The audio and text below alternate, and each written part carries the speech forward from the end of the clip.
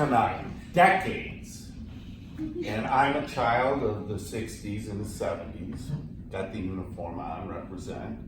And I'm part of a lost generation, the baby boom generation. We're aptly named because our parents, after crushing fascism in World War II, came home and crushed it in the bedroom and bred like rabbits.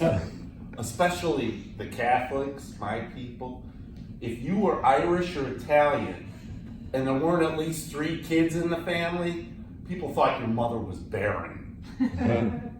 So, yeah, I come from the capital FUN decades, fun, 60s and 70s, you know, sex, drugs, and rock and roll. We were poking, toking, and going to see the Who in Hoboken. But now we're older, so we're more broken, still token, and coping with our aches and pains. But lately, I've realized there may be some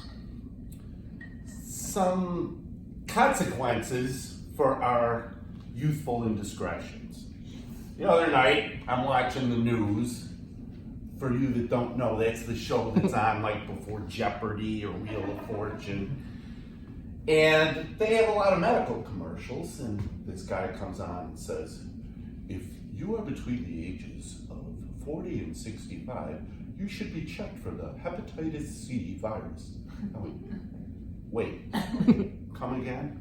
I got some disease because of when I was born? And what happened to hepatitis A and B, huh? Was it because like our mothers smoked Camels and drank highballs during their pregnancy? How did we get this? Then he says, Hep C. Oh, Hep C, it's gotta have a cool name now. Well, okay then, I can die with a cool disease. He said, Hep C is as dangerous as the HIV virus and can go undetected in your blood for decades. Wait a minute. What? What did I do? Why is it just my people?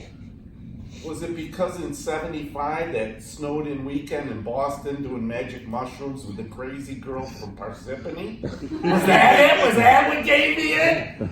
I don't want to die. I want to live. Hey, fuck sex, drugs, and rock and roll. I want to live. So then he comes back on and says, a simple blood test by your doctor can determine if you have Hep C. Again, the cool name that I'm going to die from. And Hep C is curable.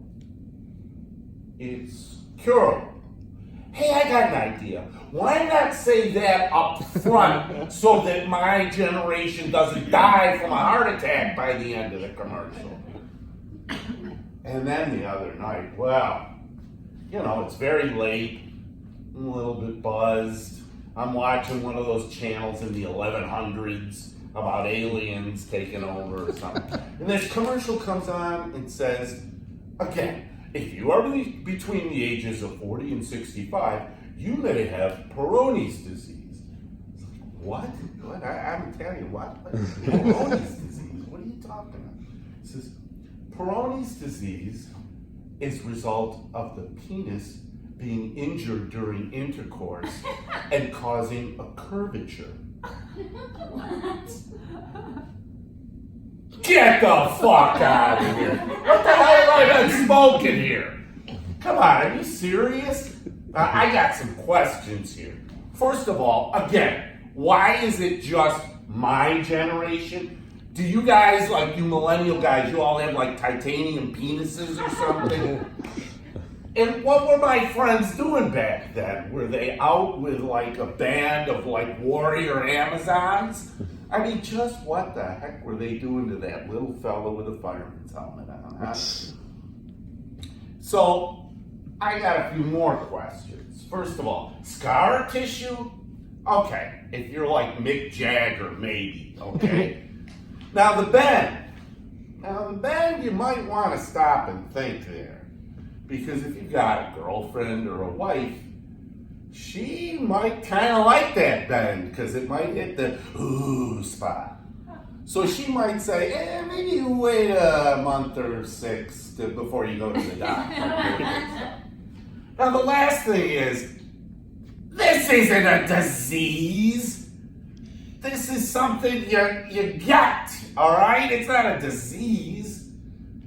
I mean, so they say disease because they get more research money that way.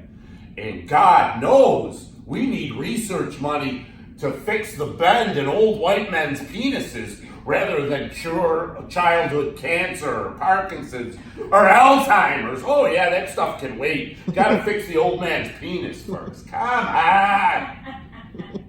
So it's not easy being old, you know? You go through a second puberty like, your balls drop, you develop man breasts, of which now, and it's cold in here, embarrassing myself, and you start growing hair in weird places, like your ears and your nose.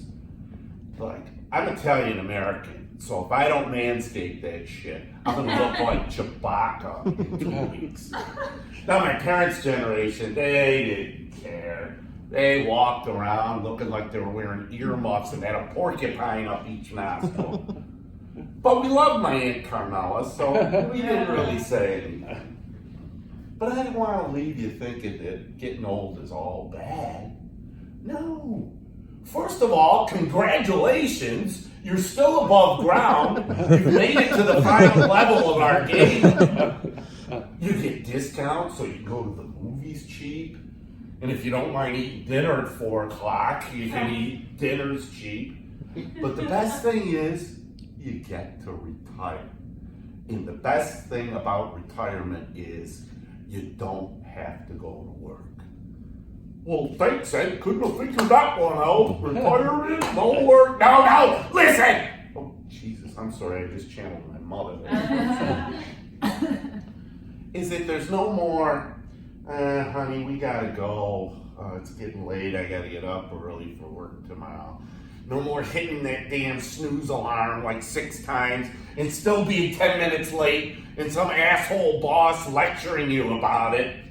But the best thing is there's no more Sunday night blues. Or as the cool kids call it now, the Sunday scaries. You know what I'm talking about. You've been at the beach for a week, or you just had a really nice weekend. And then about 7, 8 o'clock on a Sunday night, you go, oh shit, fun's over, I gotta go to work tomorrow.